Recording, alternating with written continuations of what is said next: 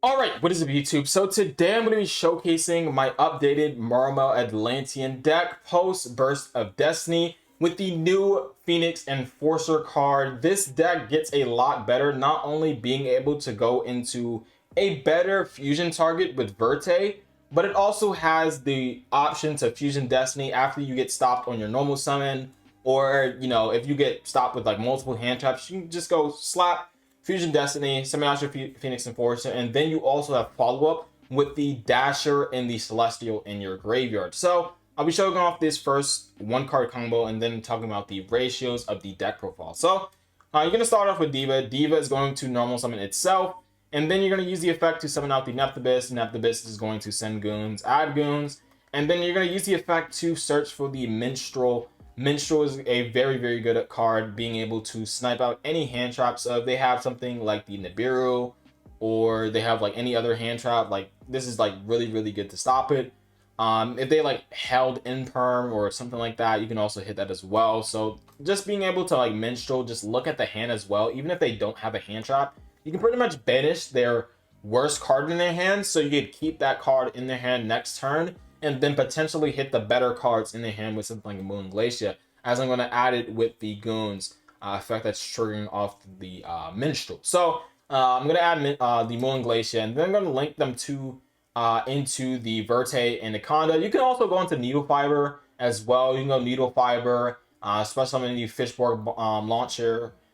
Use the Fishborg launcher, link it off, go for the Link Spider, and then special summon the Fishborg launcher, and then go into like another like link 2 if you really or go into Verte, and then have like Crystal. You can have the Crystal Hako Fibrax, and then banish itself to on your opponent's turn to summon the Wonder Magician, and then you can like pop a spell or trap card. Like that's obviously a route, but you want to save your Hako Fibrax for next turn, just the OTK. So you can choose to do it, it doesn't matter, but like here I'm just gonna go Verte just to keep the resources in my deck, in my extra deck. And then I'm going to go Moon Glacier. Moon Glacier is going to discard 2 cards from the hand, and now you have the effect of Verte to summon out the Phoenix Enforcer. So this is pretty much the basic like one card combo just to play around Nibiru, which is like really solid. I think Nibiru is going to really gain in popularity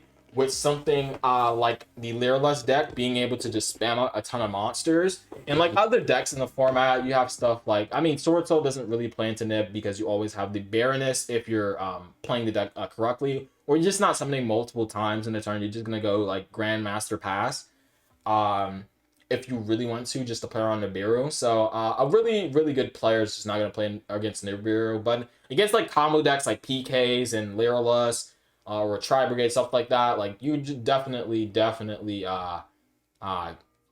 want to play against around Nibiru. So that is the combo. I'll leave a link to the other combos in the description below if you really want to check those out, or you can just look on my channel, just type in Atlantean Mermails or whatever, and just like look through all my profiles, look for like all the combos, and like update yourself on the deck. So this is the deck profile. This is pretty much super basic.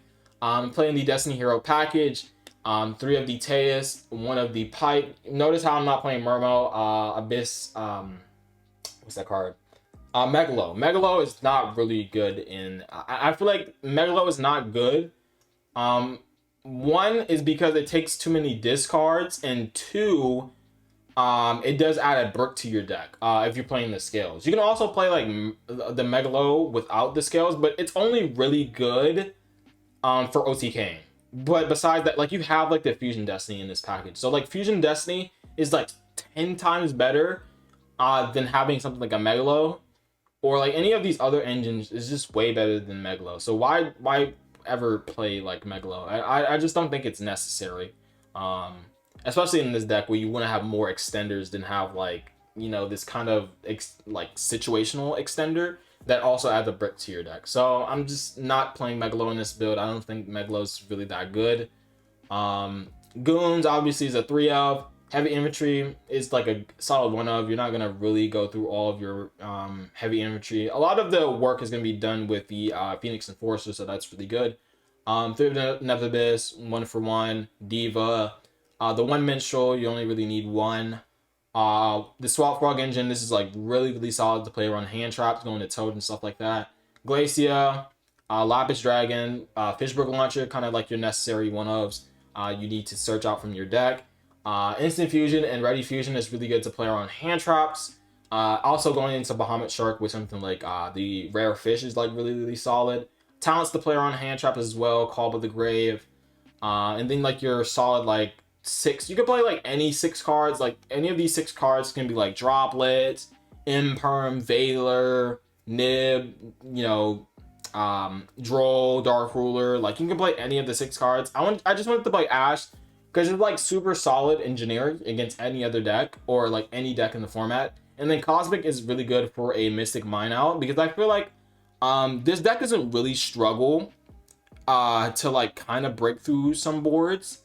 Obviously, if you lose the die roll, like you're probably gonna lose against something like Leerlusk and like any combo deck, you're probably gonna lose game 1. So you could probably cut like a Ready Fusion in the 2 talents, and then maybe play like the more high impact hand traps if you see yourself losing to like Leerlusk Tri-Brigade going first. Like if you want to guarantee you're gonna at least have a chance going second against those deck, you could definitely play like a Droll over like these 2 or these 2 cards, and then play like more high impact hand traps like Nibiru, Droll, Melantia. Maybe if you really wanted to, you can play stuff like just any high impact hand trap just to stop them from like going super off, or like have like Droplets going second or something like that. So I just wanted to play this like super generic cards. So, cause like if I go against like a lot of like Sky Strikers, like Nibiru's not gonna do anything. If I go against like Shaddoll Invoke, Nibiru's not gonna do anything. Like Droll might do something against like Shaddoll Invoke if they draw like really broken, but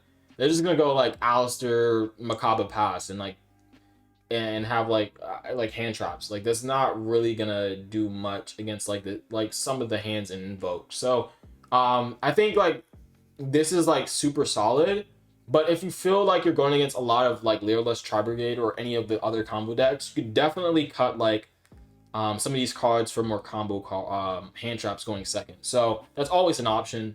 Definitely consider that. And then for the side deck, like it's just generic cards you can have, like Nibiru, Droll, really good against Leerlusk Tri-Brigade. Imperm, just like a really good solid card going first or second. Imperm, really good, or not Imperm.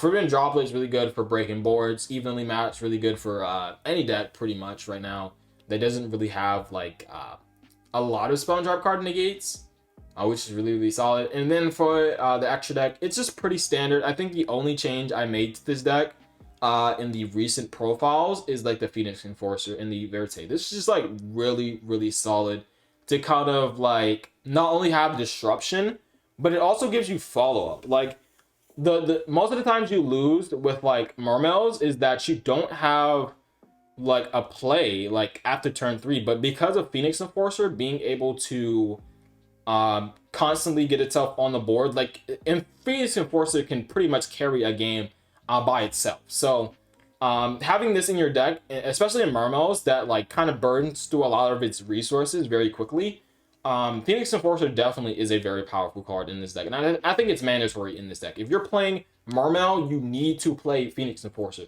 because I played Mermail for like almost 3 years straight, and I can tell you that the biggest problem with this deck is if your board gets broken, you don't really have anything. You don't have much, or you have stuff, but you don't have like Phoenix Enforcer. You don't have like a super solid boss monster that you can go into and it can just like pretty much carry you through the grind game. So Phoenix Enforcer, definitely a very solid card in this deck. And that is pretty much it for the deck profile. Not much has changed besides like the Phoenix Enforcer package. You're still playing the standard Mermail deck. It's still really good going first.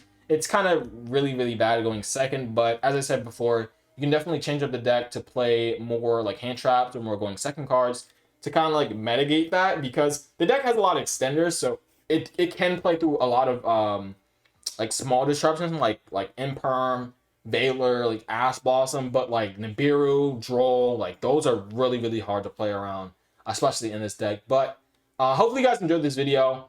This is just a short little video just to update you guys on Mermail, because I feel like I've neglected this deck recently. As like the deck it's really good, but after playing a deck for like 3 years straight, it does get a little bit tiring, especially in a format where there's so many different decks you can play in this format. You have like birds, you have the other birds, Funderies, you have Sword Soul, you have PK. Like there's so many different decks you can play in this format. So I've just been kind of taking a break from playing Mermails, but it's still a very, very solid deck, especially going first. So hopefully you guys enjoyed this video. I'm out. Peace.